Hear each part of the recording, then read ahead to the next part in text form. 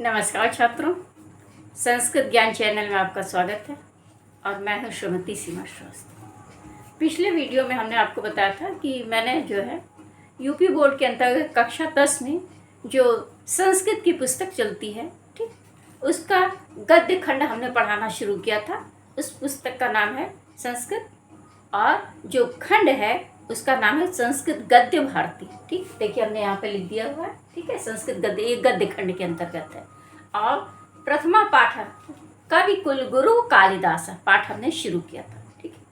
तो उसके बाद आधा पाठ हुआ था और उसी पाठ्यक्रम की श्रृंखला को आगे बढ़ाते हुए अब हम आपको उसके आगे का भाग पढ़ाने जा रहे हैं, ठीक है। आप लोग अपनी अपनी पुस्तकों में ध्यान से देखें, ठीक। तो पिछले हमने बताया था कि अभिज्ञान शाकुंतल के बारे में बता रहे थे। कवि ने कहा था कि नाटकों में सबसे अधिक नाटक कौन सा रमणीय है? नाटक अभिज्ञान शाकुंतल। काव्यों में रमणीय है क्या? नाटक। और नाटकों में भी रमणीय है कौन सा नाटक? अभिज्ञान शाकुंतल, ठीक। अब देखिए, अब अभिज्ञान शाकुंतल नाटक रमणीय है। क्यों रमणीय है? अच्छा, और इसका क्या कारण है और किन किन विद्वानों ने उनकी प्रशंसा की है, अब उसके बारे में बता रहे हैं, चर्चा करें। कह रहे हैं कि एतत् नाटकम माने यह नाटक प्राच्य पौरस्त्य प्राचीन और नवीन सभी विद्वानों के द्वारा समीक्षकों के द्वारा बहुत प्रशंसित किया गया है। ये जो नाटक है, कौन सा नाटक? अभिज्ञान शाकुंतल नामक जो नाटक है महाकवि कालिदास का, ये नाटक प्राचीन और नवीन सभी समीक्षकों के द्वारा बहुत प्रशंसित है। सभी समीक्षकों ने इस नाटक की बहुत प्रशंसा की, ठीक। अब कालिदास की सर्वांगीण प्रतिभा के बारे में बता रहे हैं कि वस्तुतः कालिदास, वास्तव में कालिदास मूर्धन्यतमः भारतीय कवि अस्ति। वास्तव में कालिदास मूर्धन्यतम, मूर्धन्य माने विद्वान, विद्वानों में भी विद्वान, मूर्धन्यतम भारतीय कवि है। वास्तव में कालिदास मूर्धन्यतम भारतीय कवि है। एकतः तस्य कृतिषु, एकतः माने एक ओर, तस्य कृतिषु उनकी कृतियों में काव्योचित गुणानां समाहारः दृश्यते। काव्योचित गुणों का समाहार दिखाई देता है। एक ओर तो महाकवि कालिदास की कृतियों में काव्योचित गुणों का समाहार दिखाई देता है, अपरतश्च और वहीं पर दूसरी ओर भारतीय जीवन पद्धति की सर्वांगीणता तत्र विराजते। सर्वांगीणता भी उसमें विद्यमान है, ठीक।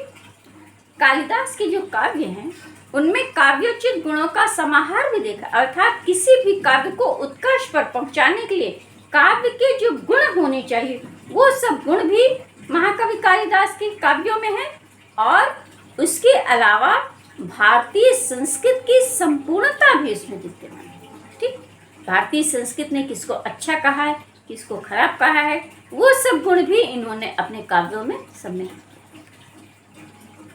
काव्योत्कर्ष दृष्टया, काव्योत्कर्ष की दृष्टि से तस्य काव्येषु उनके काव्यों में मानव मन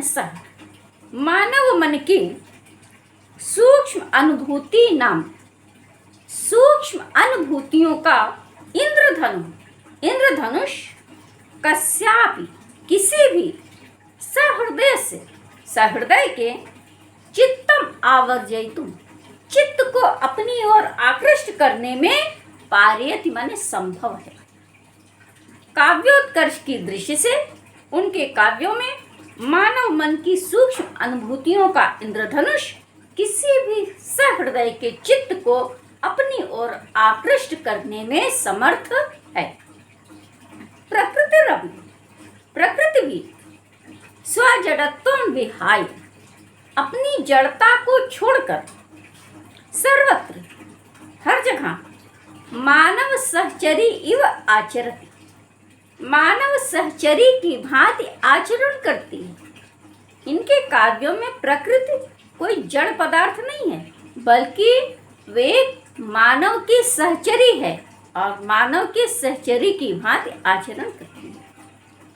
प्रकृति भी अपनी जड़ता को त्याग कर सर्वत्र मानव सहचरी की भांति आचरण करती है।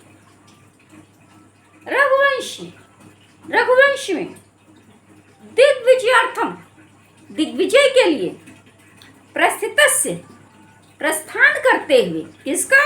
रघोः, राजा रघु का सभाजनम वन वृक्षा, सभाजन वन वृक्ष, प्रसून वृष्टि भी पुष्प वर्षा के द्वारा संपादयन्ति, संपादित करते हैं। रघुवंश में दिग्विजय के लिए प्रस्थान करते हुए राजा रघु का सभाजन के वन वृक्ष पुष्प वर्षा द्वारा उनके दिग्विजय के लिए प्रस्थान करते हैं, करवाते हैं। मानो एक ये कवि की एक उपमा है कि रघुवंश में जब राजा रघु दिग्विजय के लिए प्रस्थान करते हैं तो सब वहाँ के जो वन वृक्ष हैं वो पुष्प वर्षा के द्वारा मानिए उनके दिग्विजय की मंगल कामना करते हैं। मेघे, अब मेघदूत की बात कर रहे हैं। मेघे माने मेघदूत में विरहोत्कंठितस्य, विरह से उत्कंठित व्याकुल यक्षस्य, यक्ष का प्रेम विवलतया, यक्ष की प्रेम विह्वलता का अद्वितीय सृष्टि, अद्वितीय सृष्टि परिलक्षिते, परिलक्षित होती है। मेघदूत में विरह से उत्कंठित व्याकुल यक्ष की प्रेम विह्वलता की अद्वितीय सृष्टि दिखाई देती है। तत्र, वहां पर, कहां पर? मेघदूत की बात कर रहे हैं।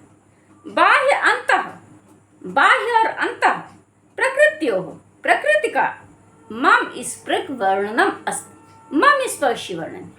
मेघदूत में बाह्य और अंतः प्रकृति का मम स्पर्शी वर्णन है। कवि दृष्टिया, कवि की दृष्टि में मेघा माने मेघ जो बादल है वो धूम ज्योति सलिल मरुताम, धूम ज्योति सलिल और मरुत का सन्निपातो न भूत्वा, केवल मिश्रण होकर नहीं, एक संवेदनशील, एक संवेदनशील मानवोपमा प्राणी अस्ति, मानव के समान प्राणी है। कवि की दृष्टि से मेघ धूम ज्योति सलिल और वायु का केवल मिश्रण न होकर के एक मानव के समान एक सामान्य प्राणी है। सह, वह, ठीक, रामगिरे आरभ्य, रामगिर पर्वत से लेकर अलकाम यावत, अलकापुरी तक कस्यापि सन्निधिम लभते, जिस किसी के भी सानिध्य को प्राप्त करता है, तस्मै हर्षोल्लासो वितरत, उसमें हर्ष और उल्लास वितरित करता है। वह रामगिर पर्वत से लेकर अलकापुरी तक जिस किसी के भी सानिध्य को प्राप्त करता है अर्थात जो जो भी उसके संपर्क में आता है उसमें वह हर्ष और उल्लास वितरित करता है, प्रदान करता है। शाकुंतल नाटकी, अब अभिज्ञान शाकुंतल नाटक की बात कर रहे हैं। कह रहे हैं कि शाकुंतल नाटक में पतिगृह गमन काले, पतिगृह जाते समय आश्रम पादपा, आश्रम के वृक्ष स्वभगिन्यै, अपनी बहन कौन? शकुंतला, यही शकुंतला के लिए आभरणानि समर्पयन्ति, आभूषण समर्पित करते हैं। अभिज्ञान शाकुंतल नामक नाटक में पति के घर जाते समय आश्रम के जो वृक्ष हैं वो अपनी बहन शकुंतला के लिए आभूषण समर्पित करते हैं। हरिणार्भकः, मृगशावक तस्याह मार्गावरोधम कृत्वा, उसके मार्ग को रोककर स्वकीयम निश्चलम प्रेमम प्रकटयति, अपने निश्चल प्रेम को प्रकट करता है। एवमेव नद्यः, इसी प्रकार नदियां भी प्रेयसी इव आचरन्ति, प्रेयसी की भांति आचरण करती हैं। सूर्य अरुणोदय बेलायाम, अरुणोदय की वेला में स्वप्रियतमायाः नलिन्याः, अपनी प्रियतमा नलिनी के तुषार बिंदु रूपाणी, तुषार रूपी बिंदुओं को, आंसुओं को स्वकरैः परमृजति, अपने हाथों से साफ करता है, धोता है। ये सब कवि की उपमाएं हैं, ठीक है ना। कि जैसे जब शकुंतला पति के घर जा रही थी तो जो वृक्ष हैं वो जो है मानो आभूषण प्रकट कर, वृक्ष जो पुष्प वर्षा कर रहे हैं, तो मानो वृक्ष शकुंतला के लिए आभूषण समर्पित कर रहे हैं, ठीक। और आप देखते हैं कि जब सूर्य उदय होता है तो पत्तों पर जो ओस गिरी होती है, तो ऐसी कवि की उपमा है कि मानो अरुणोदय की बेला में जो सूर्य है, जो पत्ते जो आंसू बहा रहे हैं, उनको मानो अपने हाथों से साफ करता है। ये सब कवि की उपमाएं हैं, ठीक है। अब देखिए, अब महाकवि कालिदास का जो काव्योचित गुण है उसकी बात कर रहे हैं। काव्योचित गुणों में क्या क्या आता है, ठीक, जैसे कि रस, छंद, अलंकार आदि, ठीक है। अब उसकी चर्चा कर रहे हैं, कह रहे हैं कि कालिदास काव्येषु, कालिदास के काव्यों में अंगिरसा, अंगिरस माने प्रधान रस, मुख्य रस क्या है, श्रृंगार रस। कालिदास के काव्यों का जो मुख्य रस है वो कौन सा रस है, श्रृंगार रस है। तस्य पुष्टर्थम, और उसकी पुष्टि के लिए, किसकी पुष्टि के लिए, श्रृंगार रस की पुष्टि के लिए करुण आदयो अन्य रसा, करुण आदि अन्य रस अंगभूता, अंग स्वरूप है। मुख्य रस तो इनका क्या है, श्रृंगार, लेकिन श्रृंगार के अलावा जो अन्य रस हैं, मानो करुण आदि जो अन्य रस हैं, वो मानो श्रृंगार रस को और पुष्ट कर रहे हैं, ठीक। रसानुरूपम क्वचित, रसों के अनुरूप कहीं पर, माधुर्यम, माधुर्य गुण, ये सब काव्य के गुण हैं। माधुर्य गुण तस्य काव्योत्कर्षे, उनके काव्यों के उत्कर्ष में सहायम कुरुतम, सहायक होते हैं, ठीक। प्रसाद है, ओज है, माधुर्य है, ये सब काव्य के गुण हैं। तो रस के ही अनुरूप इनके काव्य गुण भी हैं। जहाँ पर जैसा रस है उसी रस के अनुसार इन्होंने काव्य के गुणों का भी प्रयोग किया है। तो इसी को कह रहे हैं कि रसानुरूपम, रसों के अनुरूप ही कहीं प्रसाद गुण और कहीं पर माधुर्य गुण उनके काव्योत्कर्ष में सहायता प्रदान करते हैं। वैदर्भी रीति, वैदर्भी रीति कालिदासस्य, कालिदास का वाग्वश्यव, वाग्वश की भांति सर्वत्र अनुवर्तते, सर्वत्र अनुसरण करती। वैदर्भी रीति जो है वो कालिदास का सर्वत्र वाणी की भांति मानो अनुसरण करती। अलंकार योजनायाम कालिदासो अद्वितीय, अलंकार की योजना में कालिदास अद्वितीय है, इनके समान कोई दूसरा नहीं। यद्यपि उपमा कालिदासस्य इति उक्ति, यद्यपि उपमा कालिदासस्य, ये उक्ति है महाकवि कालिदास के विषय में कही जाती, उपमा कालिदासस्य, ठीक। तो उसी की चर्चा कर रहे हैं, कह रहे हैं कि यद्यपि उपमा कालिदासस्य इति उक्ति, यह उक्ति उपमा योजना, उपमाओं की योजना में कालिदासस्य वैशिष्टम आख्याति, कालिदास को वैशिष्ट प्रदान करती है।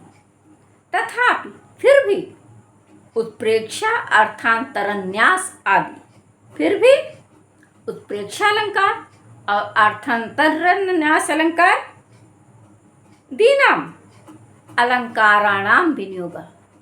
फिर भी उपमा अलंकार तो है ही है, इसके साथ साथ उत्प्रेक्षा अलंकार और अर्थांतरन्यास अलंकार भी जो हैं वो विनियोग इनके काव्यों में सहजता से दिखाई देता है। फिर से देख लीजिए। तथापि उत्प्रेक्षा अर्थांतरन्यासादीनाम अलंकाराण विनियोग। फिर भी उत्प्रेक्षा और अर्थांतरन्यास आदि अलंकारों का प्रयोग, फिर भी उत्प्रेक्षा और अर्थांतरन्यास आदि अलंकारों का प्रयोग तेन माने इनके द्वारा सहजतया कृता, सहजता पूर्वक किया गया है। ठीक। और अब जो है, अब इसके बाद कालिदास के काव्यों का जो है वस्तु विन्यास की चर्चा कर रहे हैं। ठीक है। अभी चल इन्होंने कालिदास के काव्य के जो गुण होते हैं, काव्य के जो गुण होते हैं, इस पर चर्चा की। और अब हम अगले वीडियो में इसी पाठ की श्रृंखला को आगे बढ़ाते हुए हम इस पाठ की शुरुआत करेंगे। और आज हम यहीं पर अपने इस वीडियो को यहीं पर समाप्त करते हैं। हमें उम्मीद है कि आपको हमारी बात, हमारा पढ़ाया ढंग आपको समझ में आ रहा होगा। और यदि आपको कहीं कोई दिक्कत होती है, कहीं कोई समस्या होती है, या कोई चीज़ हमारा मेथड आपको पसंद नहीं आ रहा है, तो आप उसको कमेंट बॉक्स में लिखकर अवश्य मुझे बताएं। ठीक है। तो हम आपको इसी चीज़ को और बेहतर ढंग से पढ़ाने का, समझाने का, बस हमारी कोशिश ये है कि हम जो भी पढ़ाएं वो आपको पूरी तरीके से हृदयंगम हो जाए, पूरी तरीके से आपको समझ में आ जाए, कहीं से आपको कोई कमी ना रह जाए। ठीक।